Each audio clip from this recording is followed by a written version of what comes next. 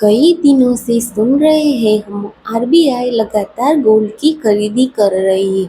RBI ऐसा क्यों कर रही है? कितना गोल्ड रिजर्व है भारत के पास?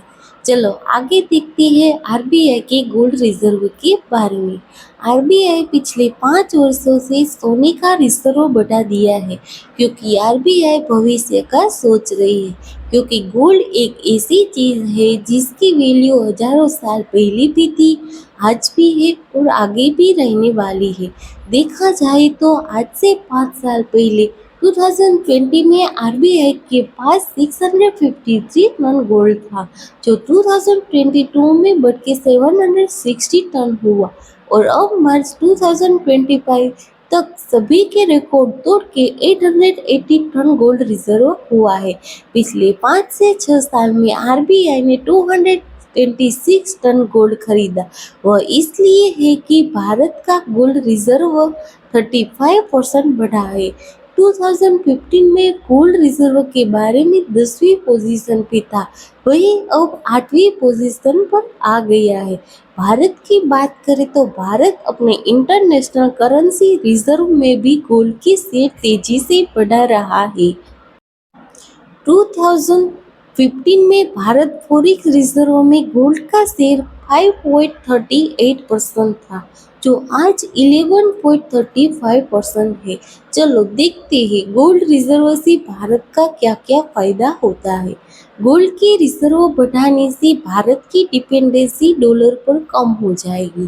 भविष्य में भारत को युद्ध में उलझ जाता है तो ऐसे समय पर गोल्ड ही काम आता है। भारत में गोल्ड का महत्व बहुत ज्यादा है। यहाँ सोने की पूजा भी की जाती है। इसके अलावा भारत में शादी में सोने का इस्तेमाल होता है। किसी भी तरह सेलिब्रेशन में सोना देना शुभ माना जाता है। भारत की जनता सोना खरीदने में सबसे आगे है। इसके लिए कहा जाता है कि जिस देश के पास ज्यादा सोना होता है वह देश की इकोनॉमी भी मजबूत होती है।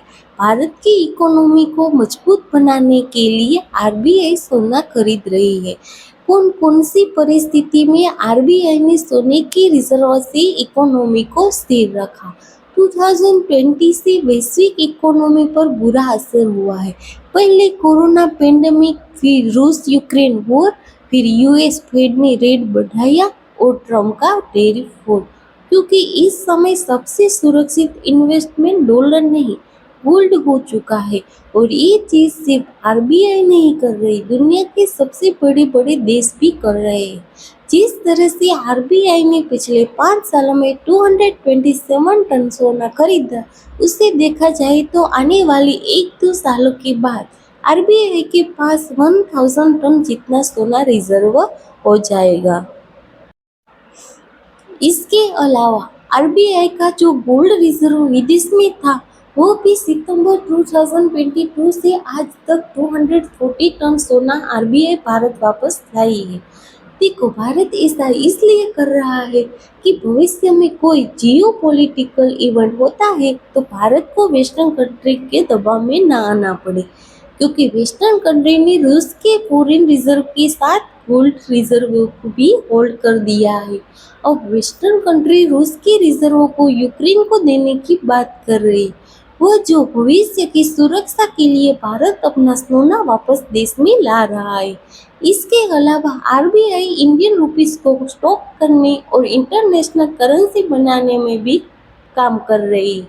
इंडियन रुपीस को इंटरनेशनल करेंसी बनाने के लिए बैंक से गोल्ड का सपोर्ट चाहिए।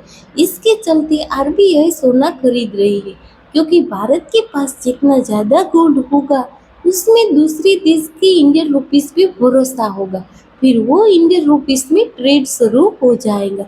इन सभी चीजों को देख के आपको लग रहा होगा कि भारत धीरे धीरे डॉलराइजेशन पर काम कर रहा है। तो हाँ, भारत ये कर रहा है।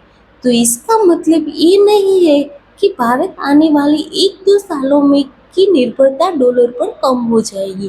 वैसा कुछ नहीं होगा। ऐसा होने में 8 से 10 साल लगेगी, क्योंकि आरबीआई और भारत सरकार को मालूम हो चुका है कि फ्यूचर में डॉलर पर निर्भरता कम करनी होगी। देखा, ये तो थी गोल्ड रिजर्व की बात, पर अगर हम एस्टिमेट लगाए तो भारतीयों के पास कितना सोना है तो आप भी चौंक जाएंगे। वर्ल्ड गोल्ड काउंसिल के मुताबिक भारत के लोगों के पास कम से कम 25,000 टन सोना है। कितने देशों की जीडीपी भी नहीं होगी कि जितना सोना भारत के लोगों के पास है। भारत के रिजर्व बैंक से ज्यादा सोना भारत की जनता के पास है। और वर्ल्ड गोल्ड काउंसिल के हिसाब से भारत के मंदिरों में 4,000 टन सोना है। इस हिसाब से देखें तो आज भारत में करीब $3 ट्रिलियन का सोना है।